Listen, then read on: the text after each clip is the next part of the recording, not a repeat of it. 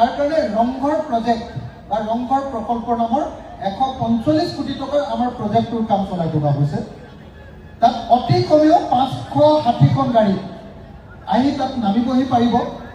560খন গাড়ী নামি ৰংঘৰ প্ৰজেক্টত আমাৰ যিটো পাৰ্কিং চাইট হ'ব তাতে নামি মানুহ এজনে প্ৰথমতে ৰংঘৰ সোমোৱাৰ আগতে অসমীয়াৰ বিহু, অসমীয়াৰ বড়োসকলৰ বাগৰুম্বা, আমাৰ মিচিংসকলৰ আপোনাৰ কি কয় কি বুলি কয় ঐনিতম আৰু কি কয় নাচটোক কি বুলি কয় গুমৰাগ নৃত্য আৰু অসমৰ বিভিন্ন জাতি জনগোষ্ঠীৰ সংস্কৃতি প্ৰথমতে আমাৰ ৰংঘৰ প্ৰকল্পত চাব পাৰিব। তাৰ কাৰণে 145 কোটি টকাৰে আমি ৰংঘৰ প্ৰকল্পৰ কাম চলাই আছো। তাৰ পাছতে সেই টিমটোৱে গৈ অসমৰ হেণ্ডলুমটো চাব পাৰিব। অসমৰ বিভিন্ন হেণ্ডলুমবিলাক, আমাৰ তাঁতিশাল, আমাৰ মাটিশাল, আমাৰ মইনা তাঁতশাল, আমাৰ শুৱালকুছিৰ তাঁতশাল, মানে ফ্লাইং চাটুলুম উইথ জাকাৰ্ড বেচিন, এইবিলাক একদম লাইভ ডেমনষ্ট্ৰেশ্যন আমাৰ তাত চাব পাৰিব। Next 2 number.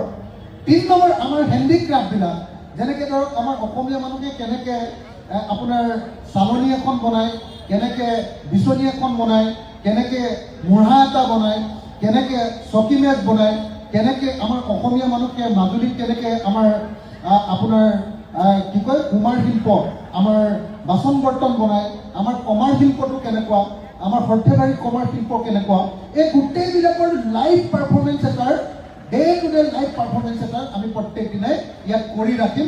সেইটো এটা তৃতীয় বস্তু দেখিবলৈ পাব। তাৰ পাছত বটিঙৰ ব্যৱস্থা, তাৰ পাছত অসমৰ বিভিন্ন মানুহবিলাকে তৈয়াৰ কৰা অসমৰ লোকেল প্ৰডাক্টবিলাকৰ এখন মাৰ্কেটিং, তাৰ পাছত আমাৰ এটা ডাঙৰ খোৱা বোৱাৰ কাৰণে এটা ডাঙৰ ফুড হাব এটা থাকিব, মানে ফুড কোৰ্ট এটা আমাৰ থাকিব, আৰু আপোনাৰ আমাৰ বটিঙকে ধৰি বিভিন্ন ধৰণৰ বস্তু থাকিব। আৰু দৈনন্দিন গান নাচ কৰি থাকিবৰ কাৰণে ধৰক কোনোবা এজন ডাঙৰ গায়কে ইয়াতে এটা বোলে পাৰফৰ্মেঞ্চ কৰিব, তাৰ কাৰণেও আমি তাতে MP থিয়েটাৰো ৰাখিছোঁ, মুকলি মঞ্চও ৰাখিছোঁ, আৰু তাৰ কাৰণে আমি পাৰ্মানেণ্ট তাতে আপোনাৰ গঢ়ো, মানে কালচাৰেল হলো 5000 মানুহ বহিব পৰা কালচাৰেল হলো আমি তৈয়াৰ কৰিব খুজিছোঁ।